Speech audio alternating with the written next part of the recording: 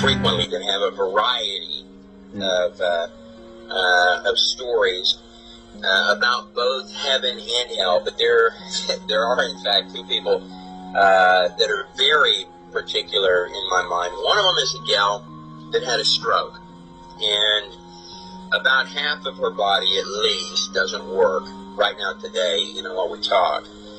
She died on an operating table. So she, her arm and her little leg don't work anymore.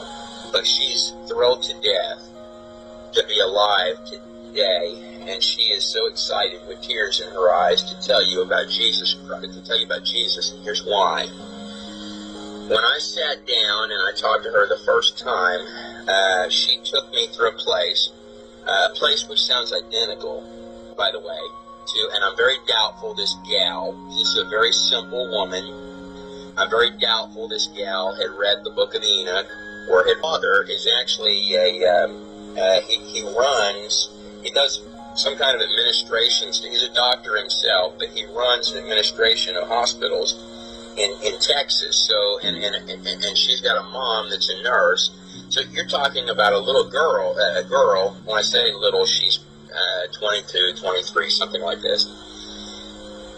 But you're talking about a gal who was getting the best treatment possible. She comes from a family that she's at the front of the line.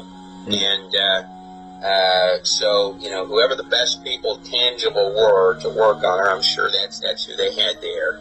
And what her family was being explained to from her mother's account. And these people go to a small church, not far from where I'm sitting right now.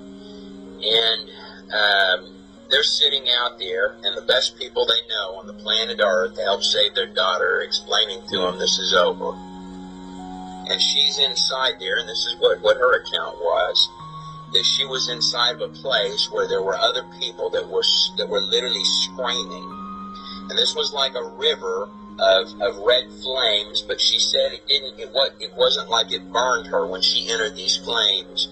And when she entered this red liquid stuff that was like a river, that what it was it was like a crushing pressure. And other people that were in there, and you had a physical body when you were in there, and your senses were immediately heightened beyond belief.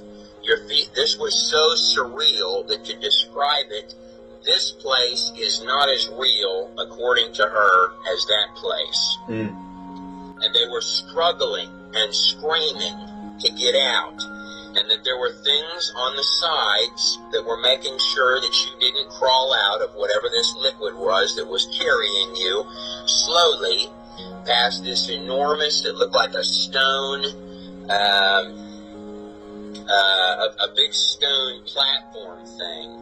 Now, she thought it was the devil she's looking at. I'm not certain of that, but there was some kind of a big creature that was sitting there, and it had on top of this this big stone thing that the red liquid went around, the river of red flames went around, and he was just sitting on his big stone throne, or whatever it's made of, and he sort of looked like a buffalo, in her opinion. He had, he wasn't a man. This was some kind of a beast, and it had horns, and it had a bunch of fur on its body, and it had what she believed were in front of it. It had impaled on posts.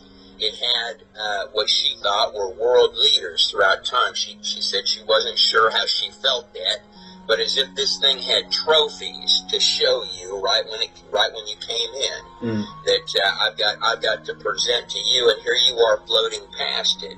What she went on to explain is that the place that water was taking them, just beyond that creature, that river of flames, she's floating with this mass of people that are clawing all over each other, and that's where the screams were emanating the largest. And what she said is that she felt like she had given up. There was a hopelessness that was there, and a very large hand, the physical hand, just like the hand that you read in Daniel that came out and wrote on the wall, that a very large hand came in and sort of dusted other things to the side and away from her, and somehow got her and pulled her right out. And as his hand was coming up, she woke up on that operating table. That was her account. So she's still alive today. Portions of her body don't work, but she is thrilled to death every single day to be breathing.